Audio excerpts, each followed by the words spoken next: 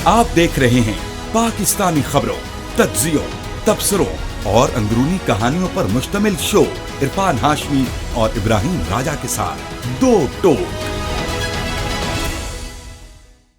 बिस्मिल्लाहिर्रहमानिर्रहीम। अस्सलाम वालेकुम। मैं इरफान हाशमी लंदन स्टूडियो से आपसे मुखातिब हूँ और हमारे साथ मौजूद है इब्राहिम राजा साहब। राजा साहब, अस्सलाम वालेकुम। वालेकुम अस्सलाम। व्यूअर्स, 3 खबरें जिस पर हम तफसील से बात करेंगे। एक तो इमरान खान को शिफा अस्पताल मुंतकिल करने के हवाले से एक प्रेस रिलीज जारी की गई है और पाकिस्तान तहरीक इंसाफ जिसने एहतजाज करना था, जिसने पाकिस्तान की आवाम को बाहर निकालना था, और मेरी मुराद तहरीक इंसाफ व्हेन आई से वो कायदीन हैं जो इमरान खान के नाम पर पार्लियामान में मौजूद हैं, ओहदों पर मौजूद हैं, वजारतें जो इंजॉय कर रहे हैं KPK के अंदर। उन्होंने सिर्फ आज प्रेस रिलीज से क्यों काम चलाया, इसकी तफसील मैं आपके साथ शेयर करूंगा और पाकिस्तान के सोशल मीडिया पर आवाम का रद्दअमल कैसा है ये भी आपको बताएंगे। और ऐसा लग रहा है कि एक प्लानिंग के तहत इमरान खान को पाकिस्तान की सियासत से माइनस किया जा रहा है और इसमें पाकिस्तान तहरीक इंसाफ ने शायद ये फैसला कर लिया है कि इमरान खान की रिहाई शायद अब मुमकिन नहीं है, और कभी कभार एक आधी प्रेस कॉन्फ्रेंस कर दी, कभी प्रेस रिलीज जारी कर दी, और इसी तरह हम शायद इमरान खान को रिहा करवाने में कामयाब हो जाएंगे। तो राय साहब, एक तो 9 अप्रैल वाला मामला भी है। 4 साल खान साहब की हुकूमत को हो गए और इन 4 सालों में पाकिस्तान तहरीक इंसाफ ने क्या किया, इमरान खान की हुकूमत को ख़त्म होने के बाद पाकिस्तान की इस्टेब्लिशमेंट ने क्या किया, और फिर इस हुकूमत ने क्या किया, इसका भी एक मुकम्मल हाल वाला अपने सुनने वालों के साथ में हम रखेंगे। और फिर पाकिस्तान तहरीक इंसाफ के असीरान की तरफ से ख़त लिखा गया ऐसे वक्त में जब एजाज अहमद चौधरी, उनकी तबीयत ख़राब, यास्मीन राशिद साहिबा जो हैं कैंसर सर्वाइवर, उनकी तबीयत ख़राब, मियां महमूद रशीद साहब की तबीयत ख़राब है, और इन तमाम जो असीरान हैं इनकी हालत ठीक नहीं है, और इनके मुतालिक एक दरख्वास्त हाई कोर्ट में भी गई थी पिछले दिनों। इसका भी एक मुकम्मल हाल हवाल शामिल करेंगे आज के इस नशिस्त के अंदर। और राय साहब, नवाज शरीफ साहब दोबारा से एक्टिव हुए हैं और पाकिस्तान में एक सहाफ़ी की तरफ से दावा ये किया जा रहा है कि ये जो ईरान को कहा गया कि डील करें और मुज़ाकरात की मेज़ पर आएँ, ये नवाज शरीफ साहब का प्लान था। जिस जो आपको याद होगा कि मई में जो जंग हुई थी पाकिस्तान और भारत के दरमियान, उस जंग के हवाले से जो प्लानिंग थी वो नवाज शरीफ साहब ने की थी। इसी तरह की एक बात अब एक सहाफ़ी की तरफ से क्लेम किया जा रहा है। और फिर पाकिस्तान में आज इंतहाई अहम दिन है। अमरीकी नायब सदर JD वेंस पाकिस्तान, और फिर उनका जो काफिला है वो पहले पहुंच गया। सिक्योरिटी CIA और जो पर्सनल उनके जो अपनी सिक्योरिटी के साथ उनकी आई है, जहाज़ आज उतरे इस्लामाबाद के अंदर, इसकी तफसील भी शामिल करेंगे। लेकिन ऐसा प्रोग्राम शुरू करने से पहले एक दरख्वास्त अपने तमाम सुनने वालों को कि आप चैनल को ज़रूर सब्सक्राइब करें और सपोर्ट करें। पाकिस्तान में बहुत सारी आवाज़ें दबा दी गई, ख़त्म कर दी गई, और जो मेन स्ट्रीम मीडिया है वो अब बात भी नहीं करता। हैविंग सेड दैट, राज साहब, इन 4 वर्षों में खान साहब के साथ तो जो जुल्म किया इन्होंने, पाकिस्तान की आवाम के साथ जुल्म किया, लेकिन राज साहब 4 साल गुजर जाने के बाद आज एक टिकर भी नहीं चला कि 9 अप्रैल 2022 को इमरान खान की हुकूमत को कैसे ख़त्म किया गया। हर चीज़ कॉम्प्रोमाइज़ हो गई, हवाएं कॉम्प्रोमाइज़ हो गई, और पाकिस्तान के अंदर टेलीविजन चैनल्स की स्क्रीन्स कॉम्प्रोमाइज़ हो गई, एंकर्स कॉम्प्रोमाइज़ हो गए, पाकिस्तान में अदालतें कॉम्प्रोमाइज़ हो गई, पाकिस्तान का हर हिस्सा कॉम्प्रोमाइज़ हो गया। रासब, इनकलाब कैसे आएगा? तहरीक इंसाफ की अगर आप प्रेस रिलीज़ को देखें तो ये प्रेस रिलीज़ है, किसी की ख्वाहिश है, और ये ख्वाहिशात कैसे पूरी होंगी? इन्होंने इमरान खान की रिहाई को क्या बना दिया? मैं आज मौलाना लुत्फुर रहमान साहब है, शायद उनकी एक वीडियो मेरी नज़र से गुजरी, तो उन्होंने कहा कि तुम ऐसा करो कि इमरान खान की रिहाई को आउटसोर्स कर दो, इमरान खान की रिहाई को आउटसोर्स कर दो, और ये मामला, ये ठेका हमें दे दो, फिर हम देखते हैं कि इमरान खान कैसे रिहा नहीं होता, और अगर हम रिहा ना करवा सके तो तुम हमारे हाथों में चूड़ियाँ डाल दे। ये अल्फाज उन्होंने इस्तेमाल किए थे, कोट एंड कोट। मैं इसको सिर्फ उनके बयान की हद तक जो है वो आपके सामने रख रहा हूँ। तरीके से आप कॉम्प्रोमाइज़ हो गई है। अब हम बात अब इनकारी समझें कि इनसे नहीं हो पाएगा। देखें हाशमी साहब, इमरान खान साहब की रिहाई के मुतल्लिक इस वक्त किस किस्म की अपडेट्स आ रही हैं, या क्या तहरीक इंसाफ इमरान खान साहब की रिहाई के मामले से दस्तबरदार हो गई है, इसके मुतल्लिक बात करते हैं। लेकिन मैं आपसे ये रिक्वेस्ट करूंगा कि पहले ये मियां नवाज शरीफ की जो आपने एक स्टोरी कोई दिलचस्प हमें बताई है, इसके मुतालिक बताएं, क्योंकि लोग इनके मुतालिक भी सुनना चाहते हैं। अगरचे ये रिजीम चेंज ऑपरेशन की एनिवर्सरी है, लेकिन सुना है कि कोई मजे की स्टोरी आई है मार्केट में, बहुत मजे की, कड़ाकेदार, मसालेदार, मियां नवाज शरीफ साहब के मुतालिक। तो ये बताएं जरा, ये क्या स्टोरी है? सर मुझे पहले ही पता था कि आपने कहना है, पहले ए दसो कि मियाँ साहब की कर रहे हैं। देखें, पाकिस्तान और भारत की जंग हुई तो कुछ लोगों का ख्याल आया कि यार मियाँ दे नारे वज नहीं रहे, मियाँ पीछे रह गए। तो लोगों ने फिर ये कहानियां जो थी वो पाकिस्तान की आवाम को बताई कि जितनी प्लानिंग थी वो नवाज शरीफ साहब जो है वो करते रहे, और सारी प्लानिंग नवाज शरीफ ने करके दी। किसको दी, कहाँ दी, बहुत सारे सवालात थे। अब राय साहब एक सहाफ़ी हैं पाकिस्तान में, और उनकी तरफ से दावा किया गया कि नवाज शरीफ का मुज़ाकरात में खामोश मगर अहम किरदार है। ये ज़रा सुने ज़रा, खामोश मगर अहम किरदार है। अच्छा जी, क्या किरदार है अहम? नवाज शरीफ ने 48 घंटे में 2 बार ईरानी सदर मसूद पशकान से राब्ता किया, समझाया कि अमन कायम करने का मौका ज़ाया मत करें। ये गुफ्तगू हुई है 2 बार नवाज शरीफ की ईरानी सदर से। अच्छा, आपको ये खबर सुन के पहला आपके जहन में जो मंजर है वो क्या आ रहा है सर? देखे, अब मेरा तो जहन जो है वो माजी के झरोकों में जा रहा है, और मंजर मेरे जहन में ये घूम रहा है कि मियां नवाज शरीफ जो है ना सिर्फ मौजूदा हालात के और मौजूदा अहद के और अहद हाजिर के सबसे बड़े मसालतकार हैं, सबसे बड़े जंगजू भी हैं, सबसे बड़े पीस मेकर भी हैं, सबसे बड़े डील मेकर भी हैं। क्योंकि मुझे तो लगता है कि शायद इससे पहले नेपोलियन ने जो भी जंगें प्लान की या जो सीज फायर उस दौर में प्लान हुए वो सारे मियां नवाज शरीफ ने करवाए। जो अलेक्जेंडर ग्रेट ने जंगें लड़ी वो उनकी सारी प्लानिंग जो है वो मियां नवाज शरीफ ने की। जो जूलियस सीजर ने नहीं स्टार्ट के 78 वर्षों में, आप मेरा ख्याल है कतर की जंग से इस पे तो गुजारा नहीं होता। उनके जो चाहने वाले हैं मियां नवाज शरीफ के, जो मेरा ख्याल है कि अब गिनती के उंगलियों पे गिनने वाले रह गए हैं, तो वो तो शायद ये भी कह रहे होंगे कि जूलियस सीजर जो है उसने भी जो जंगें प्लान की और जो जंगें लड़ी वो भी सारी मियां नवाज शरीफ की जो है सोच कार फरमा थी। तो उसके साथ आप जंगे 85, जंगे 84, जंगे 85 और जितनी जंगें हुई हैं सलीबी जंगों समेत सारी जंगों का क्रेडिट जो है मियां नवाज शरीफ को दे दें। क्योंकि ये मेरे लिए बड़ी हैरानकुन बात है कि मियां नवाज शरीफ जो कि इस निज़ाम के अंदर अब कोई अहमियत नहीं रखते, अगर वो कोई अहमियत रखते होते तो आपको वो पार्लियामेंट के अंदर नजर आते, कोई प्रेस कॉन्फ्रेंसेस करते नजर आते, किसी पॉलिसी के अंदर अपना किरदार अदा करते नजर आते। और किसके खिलाफ? अपने हक में ही करते हैं, ये किसी के खिलाफ, अपने हक में तो कर लेना ना। नवाज शरीफ के सर, नवाज शरीफ के अलावा भी तो किसी के खिलाफ या हक में करे ना। नवाज शरीफ, शहबाज शरीफ किसके हक में करेंगे? और बाकी ये बाकी चले कोई गली मोहल्ले की में कोई तरक्याती काम करवाने के मुतल्लिक कर लें। देखे हमने अपने हल्के के अंदर, बाय द वे लाहौर वाला हल्का जो है उधर काम भी करवा रहे हैं जब से ये यास्मीन राशिद साहिबा से बहुत बुरे तरीके से आ रहे हैं। तो कई आपको नजर आते हैं, वो तो स्क्रीन पे भी नजर नहीं आते, थोड़े से शायद शाये हो गए, हालांकि 3 मरतबा प्राइम मिनिस्टर रहे हैं, लेकिन वो स्क्रीन से भी थोड़ा सा शायद करनी कतराते हैं। और शायद इतने जिस्मानी तौर पर भी खुद को उन्होंने महदूद कर लिया अपनी एक्टिविटीज को, और ज़हनी तौर पर तो प्रॉब्लली कहने वाले कहते हैं कि उनकी ज़हनी एक्टिविटीज जो है वो हमेशा से महदूद ही रही हैं। यानी खुद ज़्यादा सोचने समझने, या आप ये कह लें कि किसी ये वो कोई ज़्यादा ये उनकी कोई टीम के सुपुर्द ये काम होता था, तो कहने वाले कहते हैं कि वो कोई ज़्यादा काम नहीं करते। तो अब ये कहना कि ये जंगबंदी भी मियां नवाज शरीफ ने करवाई है और मियां नवाज शरीफ इसके पीछे थे, हम किसी भी सहाफ़ी के सोर्स को चैलेंज नहीं करते, हर सहाफ़ी के पास अपने सोर्स होते हैं।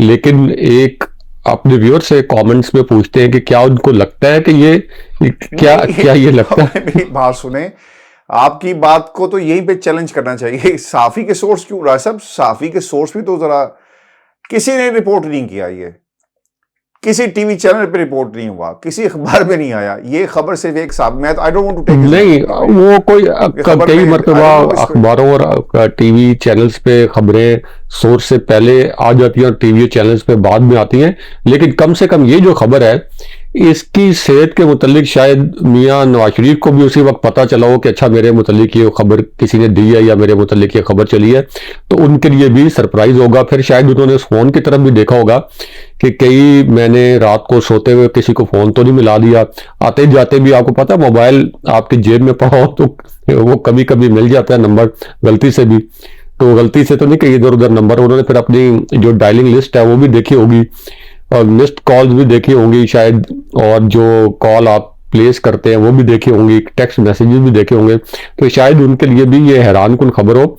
लेकिन बहरहाल बड़े बड़े जो दुनिया के अंदर जंगें प्लान करने वाले हुक्मरान, बड़े बड़े सिपा सालार, बड़े बड़े कमांडर, बड़े बड़े जो जंगजू हैं, उनकी रूह तड़प के रह गई होगी कि मियां नवाज शरीफ ऐसे कमाल के प्लानर हैं जो जंगें भी प्लान करते हैं इंडिया के साथ भी, जो ईरान अमेरिका की जंग रुकवाने के लिए भी प्लानिंग करते हैं और जंगों में फतह हासिल करने के लिए भी प्लानिंग करते हैं, और खामोश किरदार इतना अदा करते हैं कि मियां नवाज शरीफ को खुद भी नहीं पता होता और एक दो जो साथी हैं उनके करीब समझे जाने वाले सिर्फ उन्हीं को पता होता है।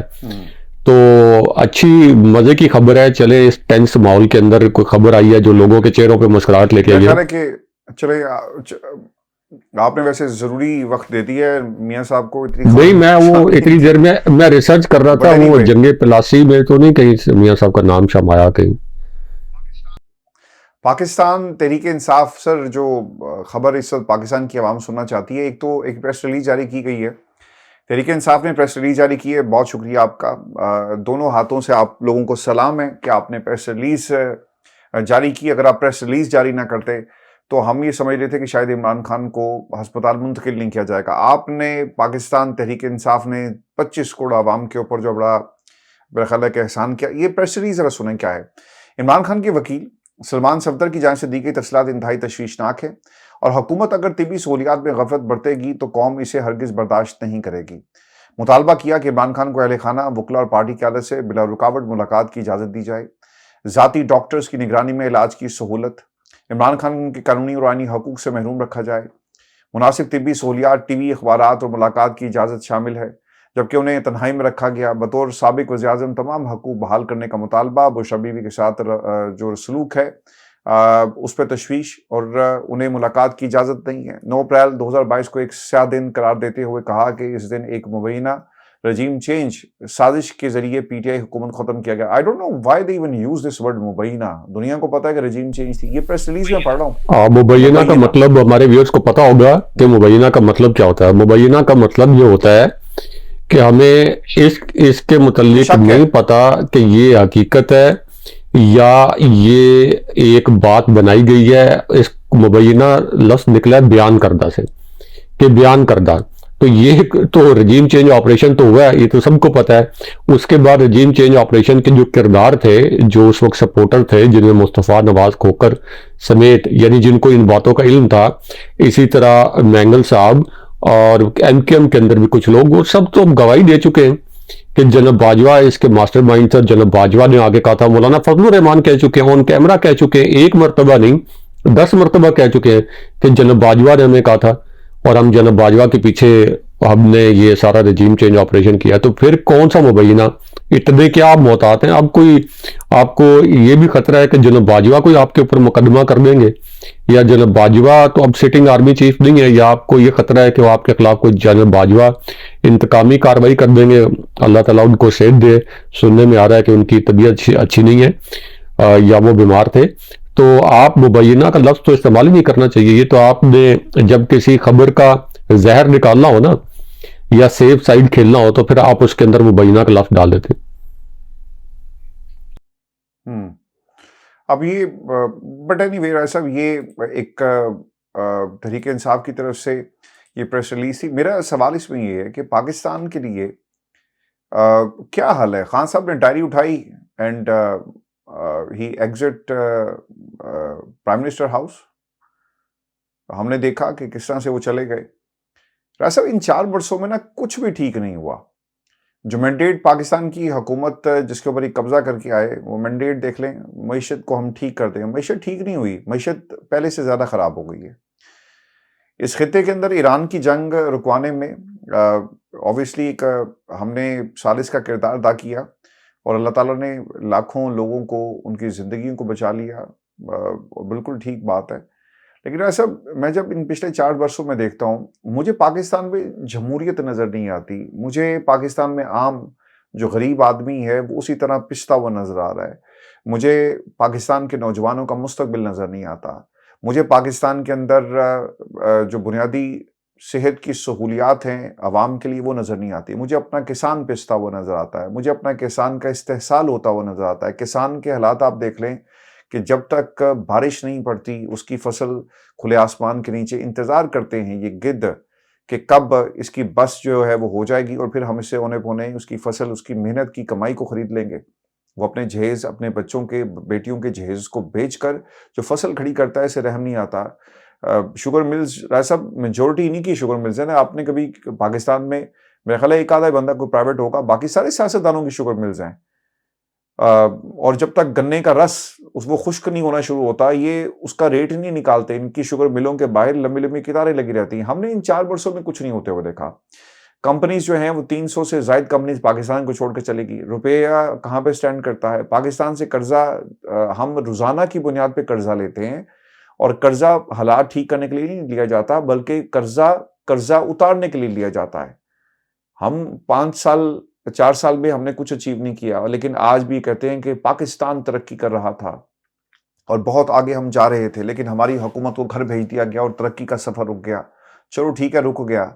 4 वर्षों में आप लोगों ने क्या किया? 2 हुकूमतें इन्होंने एंजॉय की हैं और अब ये सुनने को मिल रहा है कि अगर जंग ना होती तो पाकिस्तान तरक्की के रास्ते पर गामजन हो चुका था। मैं तो खैर वो उनका नकल उतार रहा हूँ, बट आप यकीन करें ऐसा दिल खून के आंसू होता है जब हम बाहर को ऑटोमेटिकली, जहाँ पे रहते हैं 17 साल हो गए हैं, ऑटोमेटिकली जब आप कंपैरिजन करते हैं, जहन में कंपैरिजन आ जाता है कि पाकिस्तान के हालात और हमारे मुल्क के हालात और यहाँ के हालात अगर आप उठाकर देखें तो बड़ा फ़र्क आपको नज़र आएगा। यहाँ पे सहूलियात हैं, रियासत होगी माँ के जैसी, हर चीज़ हमें यहाँ पे नज़र आती है। रियासत ने अकेले नहीं छोड़ा, तनहा नहीं छोड़ा किसी फ़र्द को इस जंग के दौरान, मुआशी तौर पर साथ खड़ी हुई। लेकिन पाकिस्तान में इन 5-4 वर्षों में क्या हालात थे? जनरल बाजवा कहाँ है? उनका तो मुझे ख्याल है कि शायद आज की तारीख में मैं और आप ही नाम ले रहे हैं इस प्रोग्राम में, उनका कोई नाम नहीं ले रहा। His history. तो लोग ऐसा क्यों करते हैं? ताकतवर क्यों अपनी ताकत के जरिए बेड़ा गर्क कर दिया जमहूरियत का? इनकलाब आया था 2024 को, लेकिन इस इनकलाब को पीटीआई संभाल नहीं सकी। देखें, पहले तो मैं एक तकलीफदेह वाकया सुना दूं मुख्तसरन अपने व्यूअर्स को। जो आपने नौजवानों की बात की कि नौजवान मायूस हैं, ये हाशमी साहब जुलाई 2024 को जब मैं अपने ऑफिस में मौजूद था और एक इस्लामाबाद में एक बड़े चैनल को ब्यूरो चीफ के तौर पर हेड कर रहा था, अभी भी एक बड़े चैनल को हेड कर रहा हूँ ब्यूरो चीफ के तौर पर, एक बड़े मीडिया आउटलेट को। तो उस वक्त जब मैं उसको लीड कर रहा था तो मेरे ऑफिस के अंदर ज़ैबिस के जो डिग्री होल्डर हैं, यानी ज़ैबिस के पढ़े हुए जो बच्चे और बच्चियां, स्टूडेंट्स जो हैं, वो आए मेरे ऑफिस में। उन्होंने मुझे अब CV मेरे सामने रखा और अनफॉर्चुनेटली चूँकि जॉब्स पाकिस्तान के अंदर है नहीं है, तो मेरे पास उनको तसल्ली देने के लिए या कुछ कहने के लिए नहीं था। मैंने उनका CV देखा, बहुत ब्राइट बच्चे थे, बहुत ब्राइट बच्चियां थीं और बहुत टैलेंटेड थे।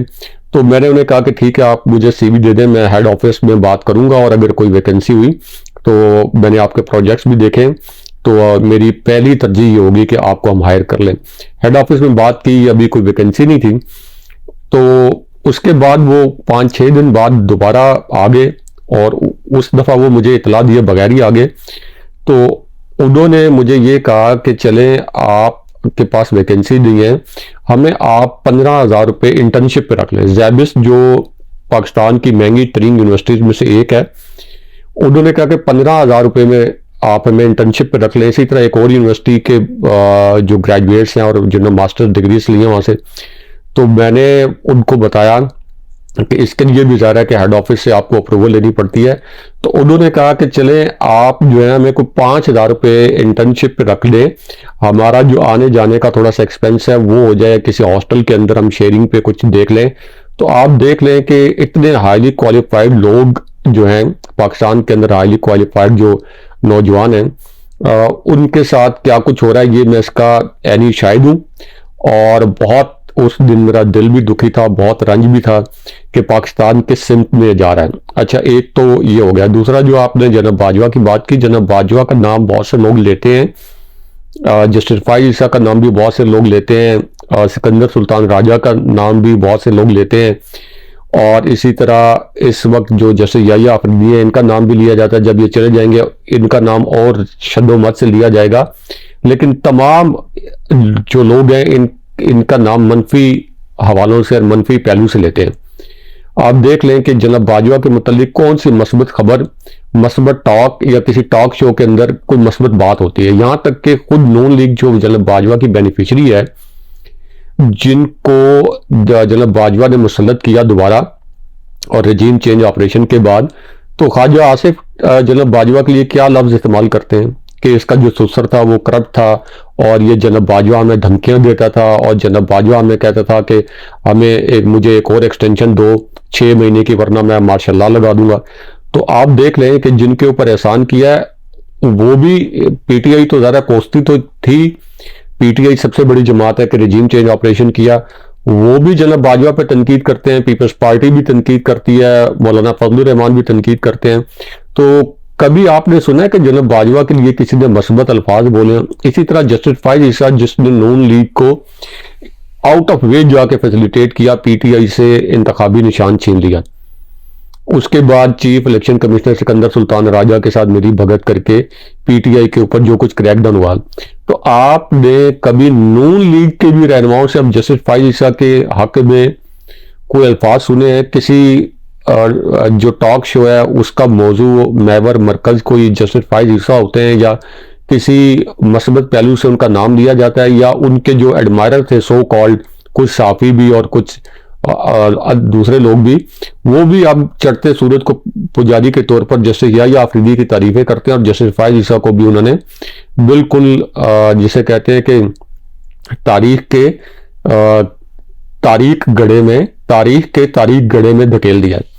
तो जैसे फाइज ईसा, तो ये फिर अब आपका दौर जो होता है, जिसका भी टेन्योर है, चाहे वो सियासतदान है, चाहे वो जज है, चाहे वो सरकारी मुलाजिम है, चाहे वो बिजनेसमैन है, चाहे वो स्टूडेंट है, और उसके बाद वो फिर आगे एक्सेल करता है, आपका दौर हमेशा खत्म होता है। कोई भी हमेशा रहने के लिए नहीं आया। उसके बाद जज किया जाता है आपको कि आपने अपने टेन्योर के अंदर क्या कुछ किया, क्या पॉजिटिव किया, क्या कुछ मनफी किया। तो आप देख लें कि ये सिकंदर सुल्तान राजा जो एक्सटेंशंस के ऊपर चल रहे हैं, तो उनको किस नाम से याद किया जाता है? तो इसलिए इसके अंदर एक बहुत बड़ा सबक है उन लोगों के लिए जो सबक सीखना चाहते हैं। लेकिन बदकिस्मती यह है कि पाकिस्तान जैसे ममालिक में तारीख का सबक यह है कि तारीख से कोई सबक नहीं सीखता है। अब जो आगे बिल्कुल आप ठीक कह रहे हैं जी तो अब जो खान साहब की रिहाई के मुतालिक आपने बात की कि पीटीआई को क्या करना चाहिए, या इमरान खान साहब की रिहाई के लिए कोई मूव हो रहा है, तो मुझे नजर नहीं आता कि इमरान खान साहब की रिहाई के लिए पीटीआई को सीरियस मूव कर रही है। ये जो आपका रजीम चेंज के एनिवर्सरी पे यानी 9 अप्रैल का जलसा था, ये आपने ठीक किया कि मुज़ाकरात हो रहे थे, इस्लामाबाद में आपने मुलतवी किया। इसके बाद अब आप कहते हैं कि हमें खान साहब ने हिदायत किया कि जी नहीं, ये तो चलो ठीक हो गया ना, ये तो ठीक हो गया। उससे पहले क्या हुआ और अब तक क्या होता है? मुझे आज किसी ने एक वीडियो भेजी, उन्होंने कहा जी कि ये बाहर पाकिस्तान की आवाम के सामने लड़ते हैं। ये स्पीकर साहब हैं, उन्होंने तस्वीरें दिखाई केपी असेंबली के स्पीकर की, फैसल करीम कुंडी गए हुए हैं, एक दूसरे से खुशी खुशी वो बातें कर रहे हैं, मुस्कुरा कर। ठीक है, आपकी अपनी। फिर साथ बैठकर बैरिस्टर गौहर ने, असद कैसर, एवरीवन सर, सारे लोग जो हैं ये पाकिस्तान की आवाम को बेवकूफ़ बना रहे हैं। देखें, गरीब मरता है, गरीब का बच्चा। जो लोग जलसों में गए, गोली चली 26 को, 9 मई को जिनको गिरफ्तार किया गया, कितने राय सब हमें या आपको, चलें हम तो रोजाना ही खबरें डिस्कस करते हैं, कुछ लोगों के नाम हमें याद होंगे।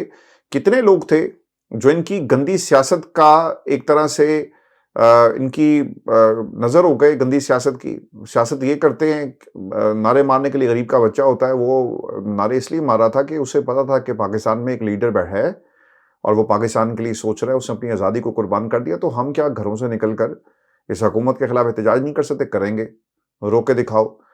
वो बच्चा या वो नौजवान जिनको पुलिस मारती है, उठा के ले जाती है, अगवा करती है, पर्चा भी नहीं काटा जाता, सह रात तशद्दुद किया जाता है, लेकिन इनकी निजी महाफिल के अंदर ये इनके ताल्लुकात वैसे ही। आपको याद है कि 2 साल पहले खान साहब ने ना एक जुमला कहा था, जो खबरें मेरे तक पहुंचती हैं, इमरान खान ये कहते हैं कि मुझे आकर लोग बताते हैं कि बाहर तो सब हंसी खुशी रह रहे हैं, बाहर तो ऐसा है कि कुछ हुआ ही नहीं है।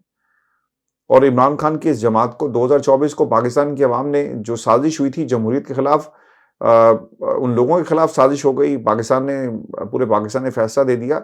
लेकिन राय साहब, तहरीक इंसाफ, बना इसे तहरीक इंसाफ, मेरी इससे मुराद ये है कि बैरिस्टर गौहर, शेर अफजल मरवत, पाकिस्तान तहरीक इंसाफ के बाकी लोग, ये जो पैराशूटर्स हैं, शेख वकात जैसे लोग, जो पार्टीज बदलते रहे माजी में भी, इन लोगों ने इमरान खान का सौदा कर लिया। आई डोंट नो इसका क्या रिएक्शन निकलता है, लोग हमारी इस बात को कितना जो है पसंद करते हैं, लेकिन ये हकीकत बात है। क्यों जलसा? मुझे तो लगता है कि ये जलसा 9 को चलो नहीं हुआ, कोई बात नहीं, इन्होंने मेरे ख्याल है कि सुख का सांस लिया होगा। आपने 26 नवंबर को बैरिस्टर गौहर को किसी कंटेनर पे देखा था? आपने बैरिस्टर गौहर को कभी कोई गिरफ्तारी देते हुए देखा रहा? ऐसा लगता ही है कि एक होती है निजाम की एक्सटेंशन, एक थी जनरल बाजवा वाली एक्सटेंशन, एक होती है अब ये निजाम को भी एक्सटेंशन देने जा रहे हैं, और दूसरी एक्सटेंशन लगता ही है कि इस लॉट को मिल गई है बैरिस्टर गौहर जैसे लोगों को, ठीक है गिरफ्तार नहीं करना, हम तुम्हारे बारे में कोई बात नहीं करेंगे, बाहर मिलेंगे। आपने तहरीक इंसाफ में ना, ये वो शख्सियत है जिनके बारे में लोग तारीफ भी कर, किसी ने, बैरिस्टर गौहर ने कहीं नहीं आकर कहा, कभी नहीं कहा कि बहनों की मुलाकात करवा दो, और जुल्म हो रहा है, बारिश हो रही थी, ये नमक के तो नहीं बने हुए कि जाकर खड़े ना होते। 300 लोग हैं राय साहब, 300 लोग, 300 का मैंडेट है जमात के अंदर, 300 सीट्स हैं, कौमी assembly, KP assembly, Punjab assembly, Sindh के अंदर, बलूचिस्तान, 300 से ज्यादा लोग होंगे। फिर 800 की लिस्ट गई थी इमरान खान के पास रजिस्टर के दस्तखत करते हैं, उसमें हर बंदे का नाम डाल दिया गया, लेकिन कुर्बानी देने के लिए कोई तैयार नहीं है। देखें अली अमीन गंडापुर कहाँ हैं? अली अमीन गंडापुर ने जो एहतजाज करने थे इमरान खान साहब की रिहाई के लिए, कबूतर उड़ा रहे हैं, कबूतर उड़ा रहे हैं साहब, कबूतरों मौसम कैसे हुआ है, कबूतर उड़ा रहे हैं। तो अली अमीन गंडापुर ने क्या इमरान खान साहब के लिए एहतजाज सिर्फ इसी सूरत में करने थे कि उनको वज़ीर आला के तौर पर बरकरार रखते, यानी जब तक वो वज़ीर आला थे तो चारों नाचार उनको एहतजाज करने पड़े? क्या उनको इस बात का कोई पास नहीं है कि इमरान खान साहब ने जब उनका इससे पहले दौर था, उस दौर के अंदर भी इमरान खान साहब ने उन्हें मुख्तलिफ अहम ओहदों के ऊपर रखा, और उसके बाद इमरान खान साहब ने उनको वज़ीर आला बनाया। अब वो वज़ीर आला से हट गए हैं तो इसका मतलब है कि उनकी जिम्मेदारी ख़त्म हो गई है। क्या वो पीटीआई के केपी के अंदर सबसे बड़े इस वक्त फिगर नहीं समझे जाते? क्या वो पीटीआई के अंदर वज़ीर आला के तौर पर खुद को सबसे बड़ी सियासी शख्सियत नहीं समझते थे? और वो बहुत मकबूल भी थे। पीटीआई की मकबूलियत की वजह से उन्होंने फैसल करीम कुंडी और मौलाना फजलुर रहमान दोनों को शिकस्त दी और शिकस्त फाश दी। लेकिन आप देख लें कि उसके बाद से ऐसा लगता है कि ठीक है, अब इमरान खान साहब के हुक्म पर मुझे अगर वजारत आला से मैं हट गया हूँ तो मेरी जिम्मेदारी ख़त्म होगी, और अब मैं इमरान खान साहब की रिहाई के लिए कोई तहरीक नहीं चलाऊंगा या कोई अमली कदम नहीं उठाऊंगा या इंतजार करूंगा कि सुहेल आफरीदी फेल हो और फिर मैं कोई साजिशें शुरू कर दूं, बल्कि हो सकता है अभी भी शुरू कर दी हूं। तो ये जो है, ये जो माइंड सेट है, ये माइंड सेट इमरान खान साहब की रिहाई में रुकावट है। उसकी वजह यह है कि इमरान खान साहब तो जेल की चक्की में पिस रहे हैं। इमरान खान साहब तो आज़ाद दिन के करीब हो गए। इमरान खान साहब जेल में कैदो बंद की सोबतें बर्दाश्त कर रहे हैं। बुशरा बीबी साहिबा भी इसी तरह कैदो बंद की सोबतें बर्दाश्त कर रही हैं। लेकिन बैरिस्टर गौहर की आपने बात की, आप देखें अशाश बशाश उनका चेहरा, हर वक्त हंसते मुस्कुराते पार्लियामेंट के मजे लिए जा रहे हैं। एक इतनी बड़ी पार्टी के चेयरमैन बने हुए, चेहरे ते लाल नहीं तुसी देखिए चेयरमैन बने हुए हैं।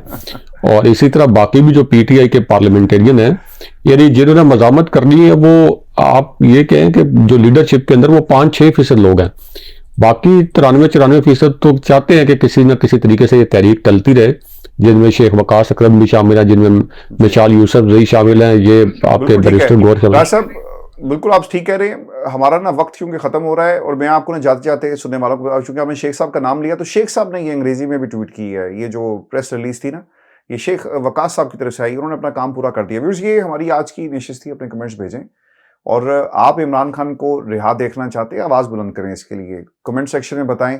जो दोस्त चाहते हैं कि पाकिस्तान तहरीक इंसाफ कॉम्प्रोमाइज़ है और इसका कोई हल निकाले। अपना ख्याल रखिएगा, इजाज़त दीजिए, अल्लाह।